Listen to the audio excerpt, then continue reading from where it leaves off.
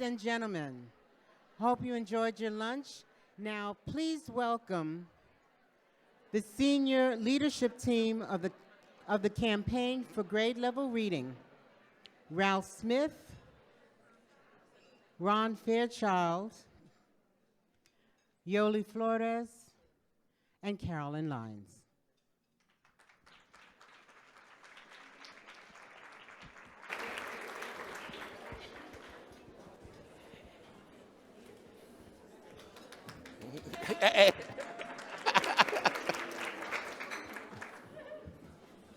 Carolyn. Good afternoon. I'm from Philadelphia. Wait, let me show you something. Yo! Now we're talking. Look, we're really delighted to be here. I'm delighted to be back home. This is the first time I've had 3 consecutive days of meetings in a long time and haven't had to fly anyplace. It feels good sleeping in your own bed at night. You know, during the course of the week, I had forgotten what that was like. No. You know, I've had an opportunity to say thank you to Janet Haas maybe 3 or 4 times already. But Janet, you know, you are like one of these like overperformers. I bet there are a lot of people that just don't like you because of that. You know, we knew that it was a no-brainer to have Janet as chair of GLR Week. But at the time, the thought didn't occur to us that by getting Janet as chair, we would get the governor of Pennsylvania and the mayor of Philadelphia.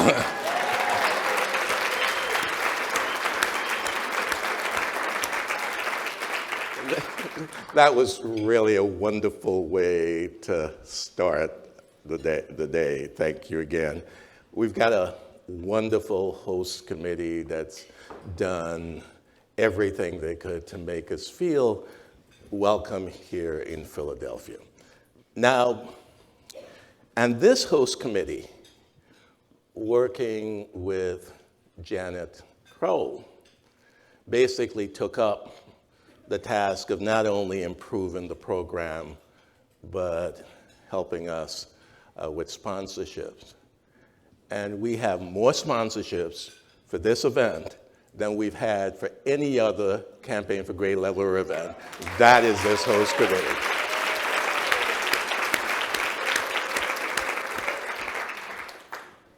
We also have had a record turnout.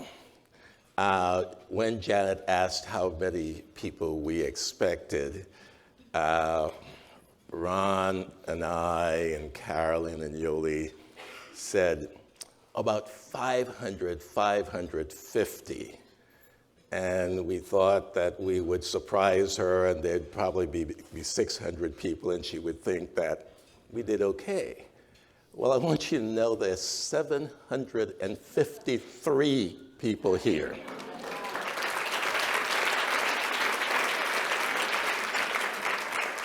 Now, this really sets a whole new bar. And what it has done is completely destroyed our credibility with small hotels. You know, when we were talking with the Four Seasons, we talked about this being a small gathering. We were looking for intimate spaces where people could do all this, and they persuaded us that they had just the right size rooms and everything else. I don't think the Four Seasons people are all that happy with us because they have been adding chairs, having overflow rooms, and the next time we come back to Philadelphia, they're going to tell us to go to the convention center. They're not going to talk to us at all. But really, we are really delighted and grateful to the host committee, to our sponsors, and to all of you. I've also got to say that I have lived here for over 4 decades, and I've passed by the Pico building thousands of times. But it is something extraordinarily special to see the Pico building saying, GLR Week in Philadelphia, support Read by 4.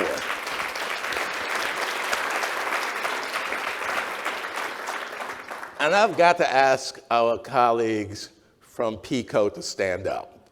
Where are the Pico folks? They're not here? Oh, they're probably in the next room. Well, if you're in the next room, if you can hear me, they said, well, maybe we could do this. And Janet said, look, that's a good sign. So Jenny and Janet got together, figured it out, and GLR is up in lights in Philadelphia. So if you have a chance tonight, they tell me you could see it from the rooftop here, and if you can't see it from the rooftop here, go find some place you could see it. Take a photo, send it home, because it's really great to see. Pico!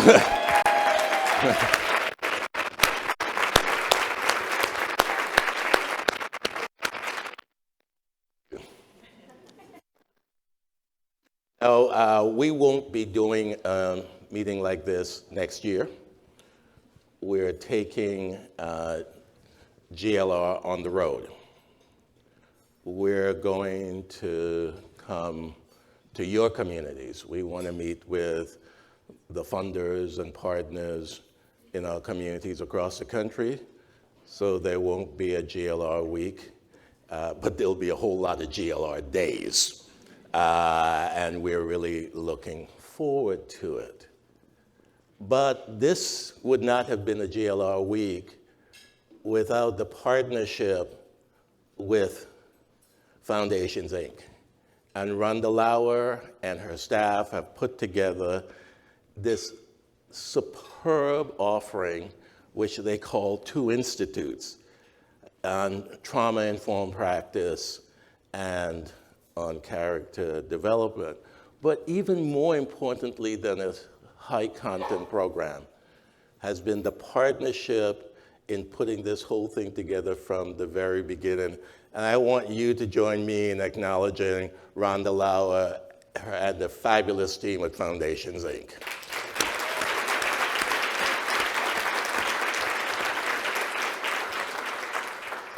Now, let me tell you one of the rules in life. If you can't get something done that you need to have done, and I say this, you got to ask a woman. And in this case, you ask 2. We were not making the progress in Philadelphia that we needed to make. And you know, I'm traveling all around the country talking about grade level reading, and people would say, well, how's Philadelphia coming along? And that's when you change the subject, you mumble, whatever. So I reached out to 2 of the most dynamic people I know and said, look, I'm not too proud to beg for help. We need help, and we need leadership. 6 months later, there was a process involved, and people were applying to be lead in the free library, and Philadelphia has moved from the 4th quartile to the top 10 in the last 3 years, and that would not have happened without Donna Cooper and Charmaine Matlock Turner, and let me say to both of them.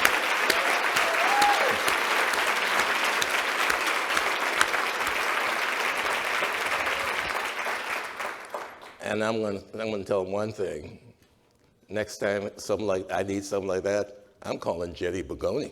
You know, I'm going straight to Jenny Bogoni.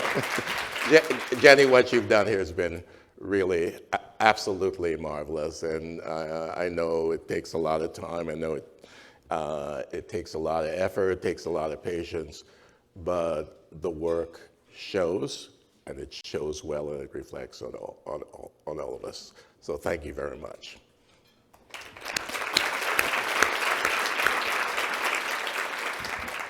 I have 3 colleagues who are here and the good fortune to have a senior team.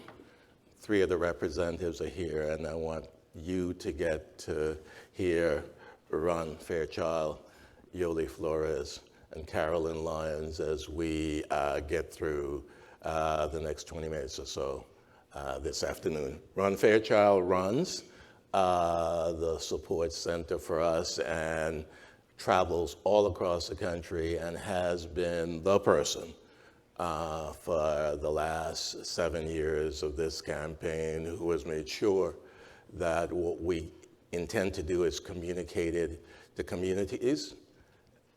He has supported those communities, and he has brought back from those communities a point of view, recommendations for action and for improvement. And Ron leads the work that we see in the future, which takes us into learning and making this network work. Ron, please.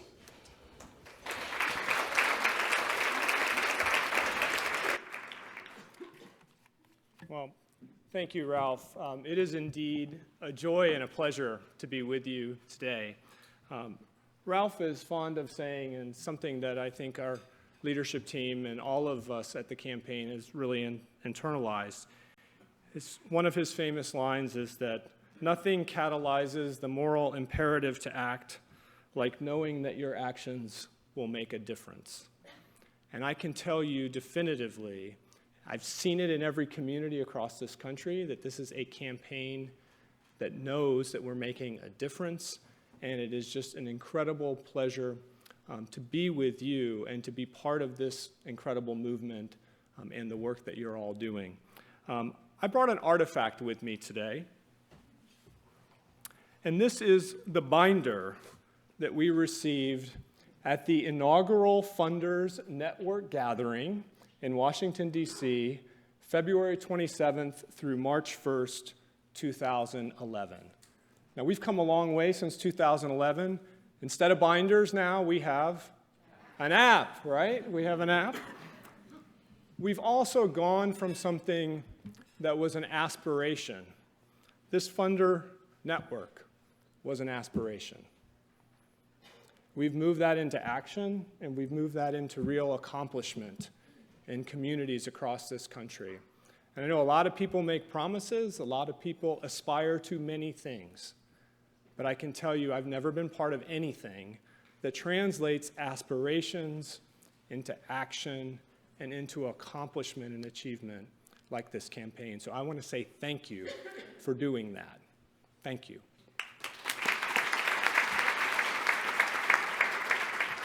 Since 2011, our work at the Support Center has focused on supporting and creating a network of places with plans. I am proud that today the network is large enough, it's diverse enough, it's dynamic enough, and it's effective enough to add knowledge, to generate value, and to answer the key questions we have in how to move the needle, but also in how to close the gap. It's also apparently large enough to turn out 700 people for a conference as well.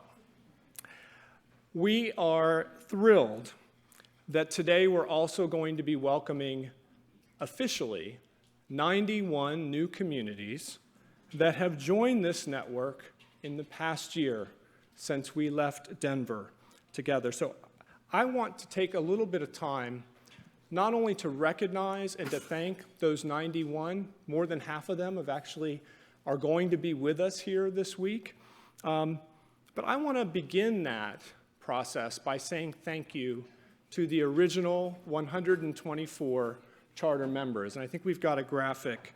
We had to dig into the archives. You wouldn't believe how many iterations of this map we've had over the last 7 years. These are the original stars, the trailblazers, if you will, who have made the road easier to travel for those who have come after them. We have 48, by my count, of that original 124 who are represented here this week. So I would love for you, if you were part of one of those original campaign communities, one of our charter members, supported one of those members, please stand and be recognized here.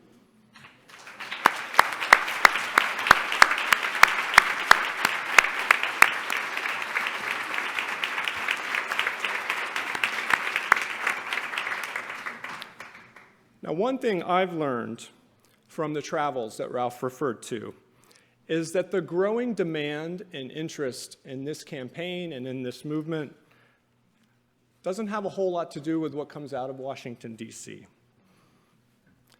The reason there's so much demand and interest in this campaign is that people have seen that it's possible to make a difference and move the needle, and that comes from the fact that there are proof points across this country that people can point to, that people understand that the campaign's framework has been tested, that the tools and processes that all of these communities have used have been tried and are working and are beginning to demonstrate real progress and success. That's why the network is so dynamic, and that's why it's more than doubled in size since 2012. This is what the map looks like now. We now have 390 communities in 44 states, the District of Columbia, U.S. Virgin Islands, Puerto Rico, and one Canadian province. So what I wanted to do is share with you some of the names of the communities and do that scrolling list. We've added just this week 22 communities, and that we typically add communities twice a year. And we accept new community solutions action plans from communities, and we've purposely kept the network open and dynamic so that we can learn from and with new communities across the country. All of these communities have three essential things that we look for assurances from communities that are joining the network. First, they have a big tent sponsoring coalition, so they're able to mobilize an entire community. Second, they have a community solutions action plan, something on paper that demonstrates that there is a will and an interest and a movement around grade level reading that's focused on school readiness, school attendance, summer learning, and grade level reading.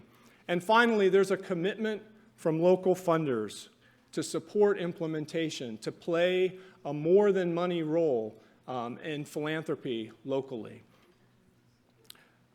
So again, I want to say thank you to all of these communities, and if you represent one of those 91 new communities that have joined in the last year, please stand.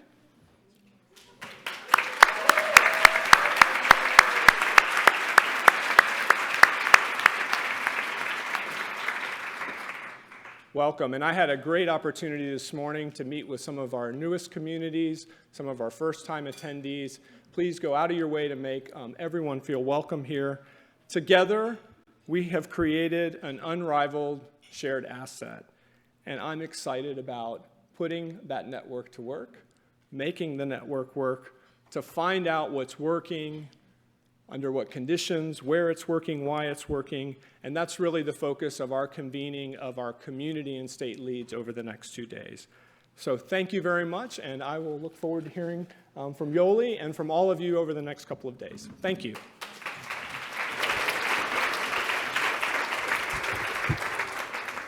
For those of you who are paying attention, you will notice that our program offerings have gotten significantly better over the past several years. And the reason for that is standing over to my right, Yoli Flores, the Chief Program Officer of the Campaign for Grade Level Reading. Yoli? Thank you, Ralph. Good afternoon, everyone. I had an opportunity to speak to some of you last night, and I decided not to stand behind the podium because it was a very awkward step stool. So I stood next to the podium.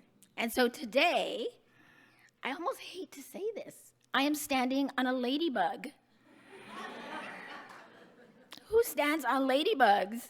But at least you can see me. So from this, I want to share with you two things. One, and both are places of inspiration for the campaign. From the start, what we knew as a campaign is that we couldn't do this alone. That we would need a strong set of partners that could help us spark a movement and energize thousands, that would help us lay the framework and the foundation for building a big tent of stakeholders, of allies, and of champions across business, across government, across philanthropy, across nonprofits and media and others. That initial set of partners, who we call our founding partners, became the rocket fuel to the campaign and to our big tent movement. Today, this tent includes over 4,100 local organizations and over 100 sector and field leading organizations. But our founding partners were who gave us so much of that rocket fuel. And they continue to serve as critical partners and allies, and we continue to be grateful for their enduring commitment to the campaign and to their contributions to our aspirational goal of ending intergenerational poverty and closing gaps for low-income kids. So please help me acknowledge our 5 founding partners: America's Promise Alliance, National League of Cities, Council for a Strong America, United Way Worldwide, and the National Civic League. Please help me thank our founding partners.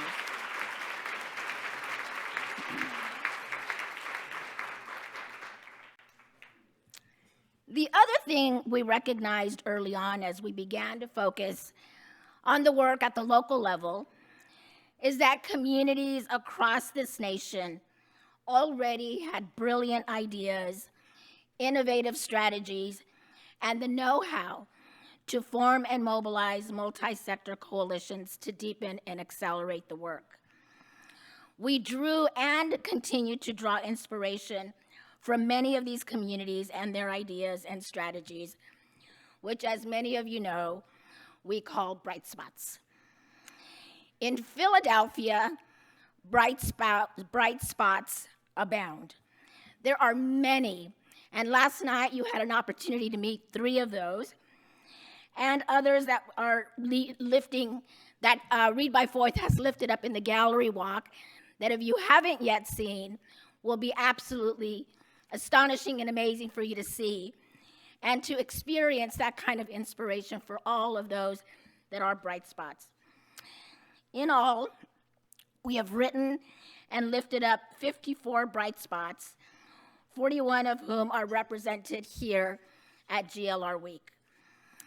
If you have been named a bright spot by Read by Fourth or by us at the national campaign, please stand so that we can acknowledge you for the continued inspiration you offer us in the work you do every day.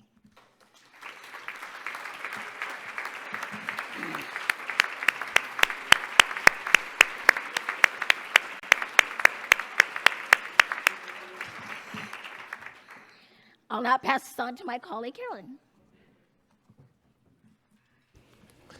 A couple of years ago, Carolyn Lyons shared what she thought was bad news with me, that she was willing to step out of her position at Strategies for Children, one of our really important partners in Massachusetts.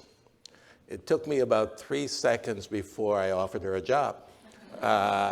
This was not what she expected to happen. She expected me to say how much I was going to miss working with her and all that. And for me, this was an opportunity. And there was no sense having 2 meetings. We might as well do it in one. It was one of the smartest decisions I've made. And Carolyn, as Director of Strategic Initiatives, moves this campaign places we never could have expected just 5 years ago. So Carolyn, please. Thanks, Ralph. Hi, everybody. How you doing? We having fun? Woo!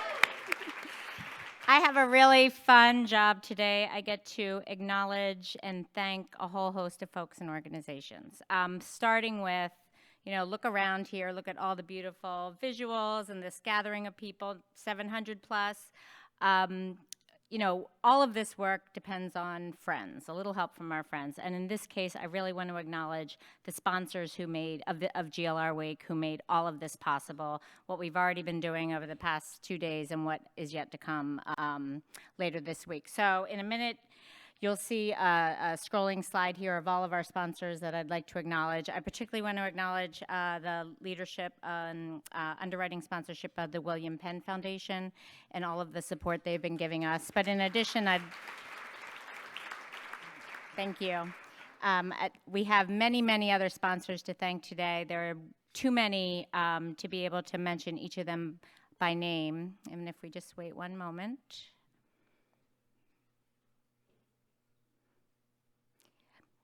Okay, I'll get that up in a minute. So please join me in acknowledging all of the sponsors for this week.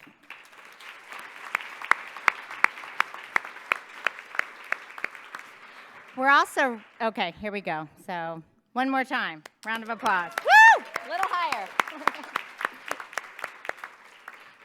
We're also honored this morning to recognize the class of the 2018 Council of Champions. This marks the 4th year the campaign has lifted up men and women who have demonstrated extraordinary leadership, vision, fortitude, and endurance in moving this work forward. We are fortunate to have several of those charter members of the council with us here today, and they might be in this room or the overflow. We have former Providence Mayor Angel Taveras, Sharon Darling, President and founder of the National Center for Families Learning, and Rhonda Lauer, President and CEO of Foundations, Inc. If you're in the room, could you please stand up so we can acknowledge you?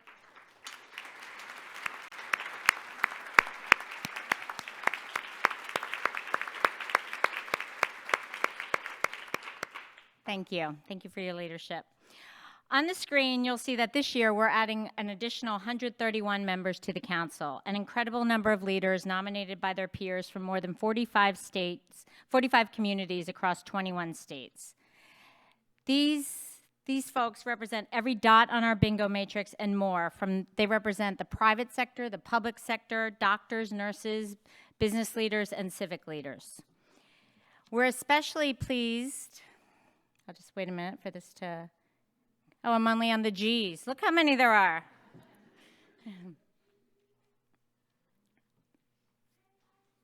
Iowa? Woo!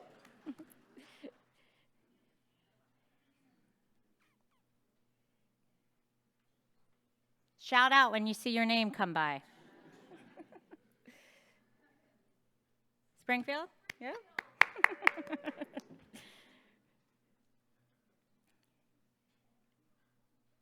So each and every one of these individuals listed here have demonstrated amazing leadership in their communities and states. Oh, hanging out in Utah for a little.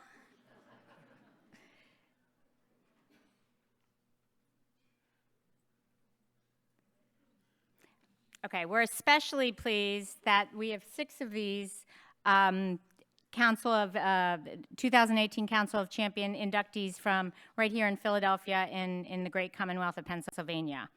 I'm going to go ahead and read their names. We have Dr. William Haidt, the superintendent of the School District of Philadelphia, hometown boy. From the Lehigh Valley, we have Jack Silva, the assistant superintendent and chief academic officer for the Bethlehem Area School District.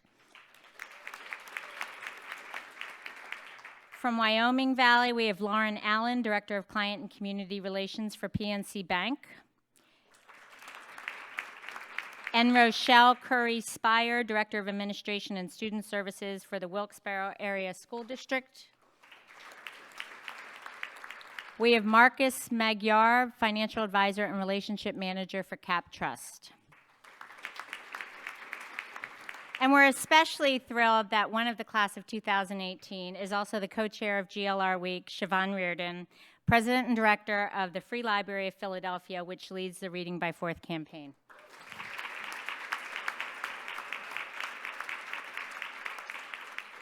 During the past decade, Siobhan has shown all of us how libraries can be places where parents can set bold goals for their children and children can be agents of their own learning and architects of their own futures. Please join me in welcoming to the stage 2018 GLR champion Siobhan Reardon.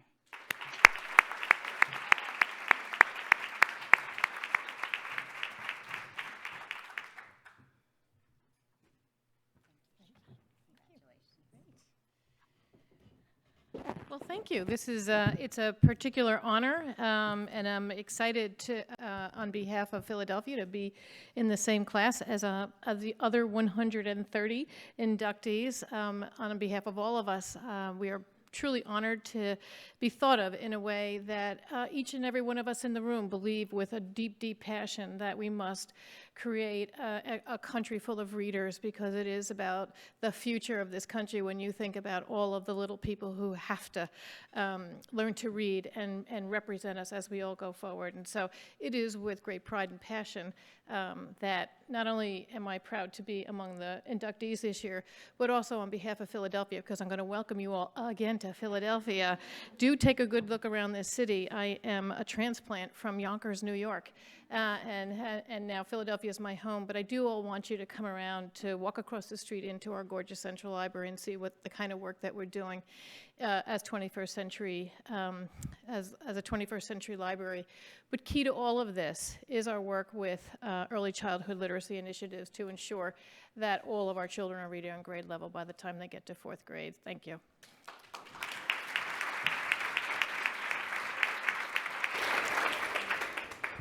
Let me say that, there are lots of folks here who should be introduced, but there are two that I really want to call out. And Dr. Carrie Wright, the Chief State School Officer in Mississippi, and Dr. Ryan Wise, the Chief State School Officer in Iowa. Those are two of the leaders across the country who have taken this message and this work to a whole new level of prominence within their states and among their professional organizations, and I just want you to join me in thanking them.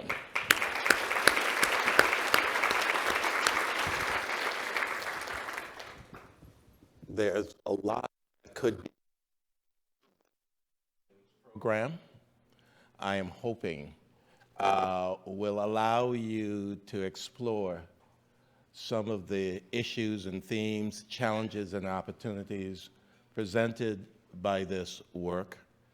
We have chosen a variety of formats, small plenaries, salons which are even smaller, designed to allow a deep dive into what's really going on the ground.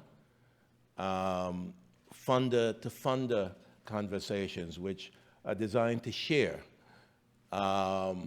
lessons learned, even if some learn the hard way, and especially for the funders, a funders town hall, a town hall focused on philanthropic partnerships with a deep understanding that this is work that we must do together, if at all, that the work that was easy is already done, and that what lies ahead of us are challenges and opportunities which can be challenges which can be met and opportunities which will be realized only if and to the extent we manage to draw on our collective resources, and those resources could be dollars, but often those resources are talent, energy, inspiration, and sweat equity.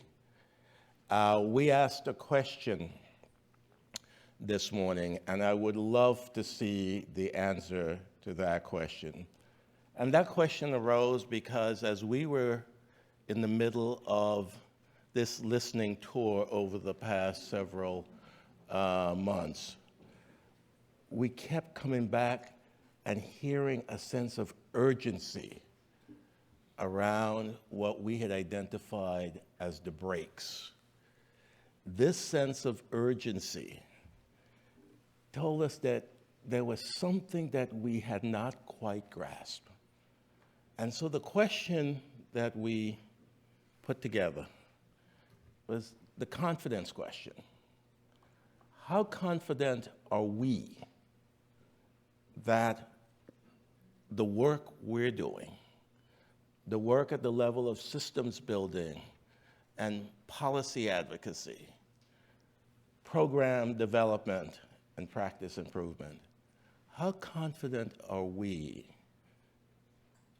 that the kids we care most about have access to the services, supports, and care for which they're eligible and need, are getting those services and support in the correct sequence, and at the appropriate dosage and duration. And as you can see, most of us are not at all confident. That confirms to everything we heard on the road. And that poses a challenge that we've all got to talk about, think about, and work at next year. We began to call it the brakes on progress. We made this list of the brakes on progress, that there was too much data hidden behind walls, not available for timely decision-making, that the resources were misaligned. We had national foundations going in one direction, community and state-facing foundations going in another, that it was too tough to learn what works, and so we were expending a lot of resources on unnecessary trial and error, and that the fragmentation which began at the level of funding streams played out on the ground so that the services and support were delivered in a chaotic manner with too many cracks and crevices and chasms through which kids and families fall. It feels to me that there's a message in here that this notion of breaks in progress isn't like a news flash. We're not journalists, so we say, well, there are breaks, and we report it and we go on. These breaks on progress, it's not as if it's like a weather report where we are grateful for the information and we dress accordingly. These breaks in progress are not like a diagnosis of some chronic and incurable affliction to which we have to simply accommodate.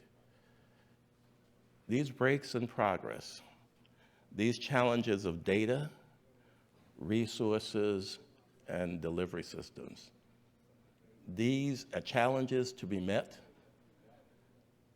These are problems for which solutions need to be found. And what you have a right to expect from us as a campaign, and what we have a right to expect from each other, is that we're going to take these up, we're going to take them on, and we're going to find solutions, especially for the funders in the room. My hope is, as we move this work from moving the needle to bigger, better outcomes, and in the next phase of the work, to game-changing impact, that we're going to work together to design, develop, and road test solutions to these problems. Because we cannot work as hard as we are, care as much as we do,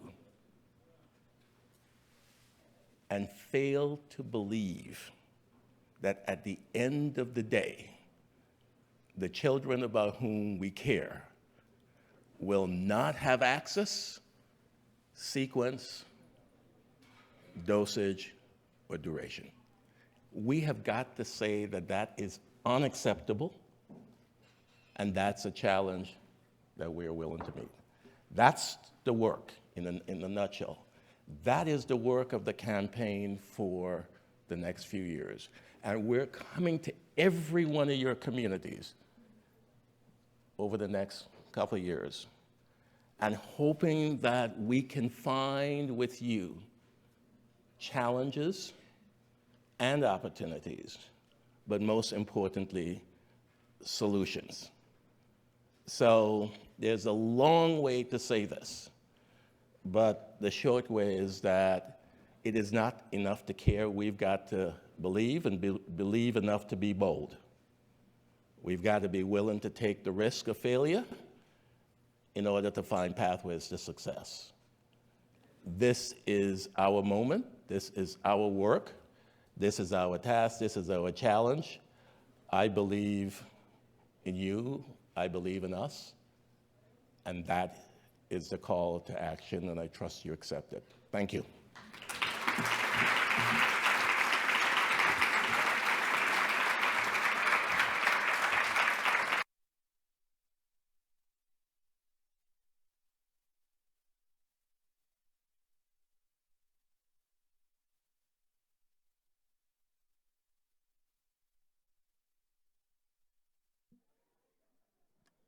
Have a great evening.